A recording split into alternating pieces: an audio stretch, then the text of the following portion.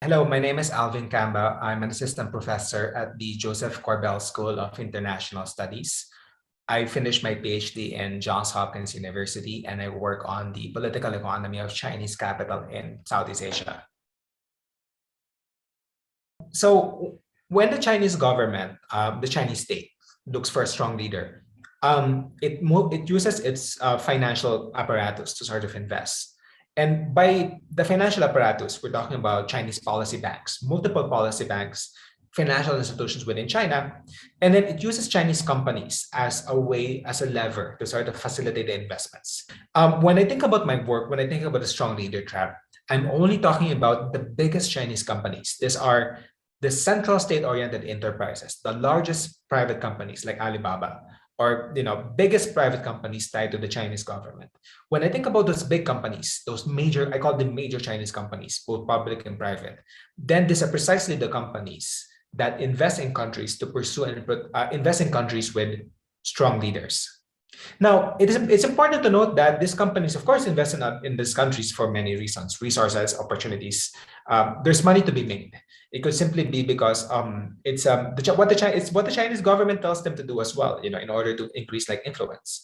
Yet, befriending a strong leader is what the Chinese government is looking for, and Chinese companies are the tools and levers that the Chinese government uses in order to protect the commercial interest, not just of these companies, but China as a whole.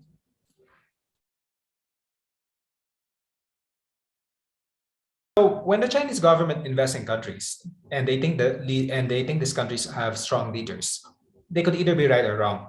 So they could perceive that the leader is actually strong, but the leader turns out to be weak. And as a result, what it leads to is the Chinese end up investing money in a leader they perceive to be strong, yet it leads to elite mobilization and social mobilization because elites around the leader feel disenfranchised that the Chinese have invested on the leader. And because there's mobilization that occurs after the investments, it leads to the cancellation of many Chinese projects. Najib Razak was the leader of Malaysia between 2009 and 2018. He was perceived to be a strong leader because he held the autocracy under the United Malay National Organization. The Chinese invested around, I think, 10 projects under Najib. There was intense mobilization that occurred in 2018 that kicked Najib out of power. It led to the cancellation of 3 Chinese projects, the renegotiation of 2 Chinese projects, and the continuation of a couple of the Chinese projects. So the consequence of a leader, if the leader actually is weak, even though there's a perception to be strong, the consequence is bad for China. The consequence is project cancellation. Now, what happens if China invests on a leader who is perceived to be strong and is actually strong? I argue that the consequence is pushback. Leaders use Chinese money to pursue their interests. At the same time, even if that interest goes against China, they will pursue that interest because they know that the Chinese government actually needs them, in the end. Let me give you the example of the Philippines here. Under Philippine President Rodrigo Duterte, Chinese money has massively expanded in the country. Duterte gave up the Hague Tribunal ruling in the West Philippine Sea and the South China Sea. Around 11 Chinese projects have entered the Philippines. 2 or 3 of those have reached completion. Most projects have made substantial progress. In as much as China needs Duterte, in as much as Duterte needs China, China also needs Duterte. And Duterte was able to pursue interests that were harmful and detrimental to China because of this interdependence. The best example here in the Philippine case would be the online gambling firms. Online gambling investments in the Philippines they're Chinese online gambling firms, but they're not from China. They come from the offshore financial centers of the Cayman Islands, the British Virgin Islands, or the Netherlands or Switzerland. A lot of them are owned by former Chinese citizens who have escaped China and are now pursuing their economic interests and commercial interests somewhere else.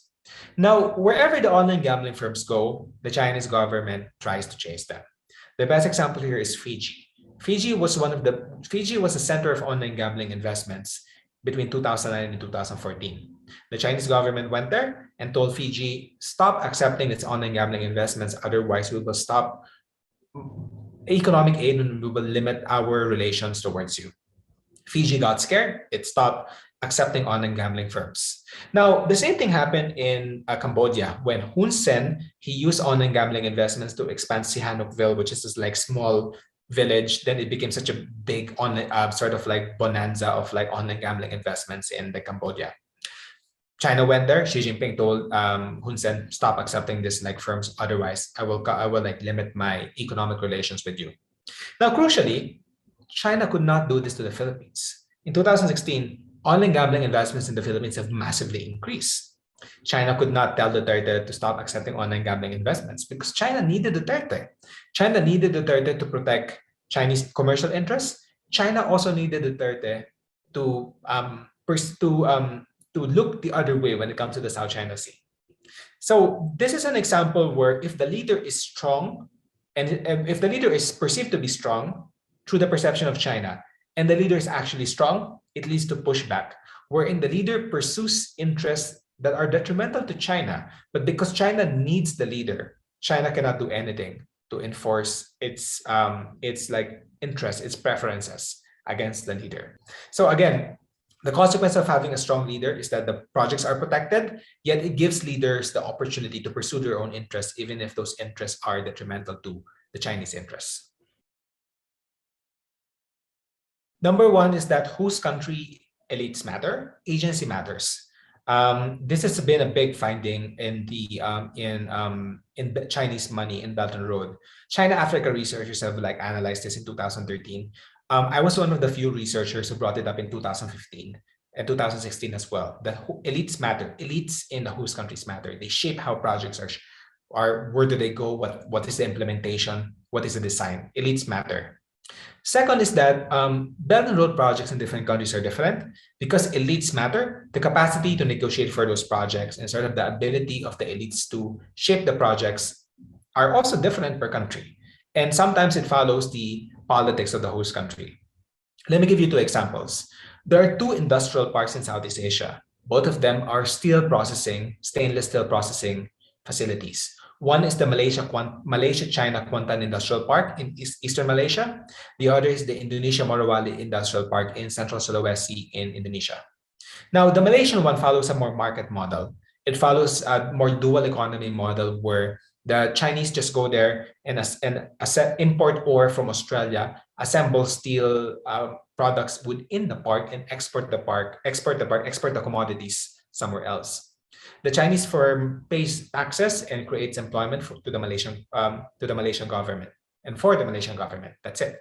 The Indonesian model is different. In the Indonesian part, Indonesian local companies and Indonesian mining companies are integrated with the Chinese companies, and they invested in a nickel processing plant together that gets local Indonesian nickel ore and convert the nickel ore into stainless steel products. The Indonesian model follows a more government sanctioned, government supported model that integrates the Indonesian economy and the Chinese investments all together, while the Malaysian one has a more market model where they're artificially separated, even though they're sort of together in the same place. The third lesson is this. The third lesson is that Belt and Road projects simply comprise a small subset of Chinese money around the world. Chinese money has been going around the world since the late 90s. A lot of Chinese money in the world do not even belong to the Chinese government. They belong to online gambling firms, to Chinese private citizens. Belt and Road projects are attempts of the Chinese government to centralize ongoing processes. But Belt and Road projects are not the be-all and end-all of Chinese money going out in the world.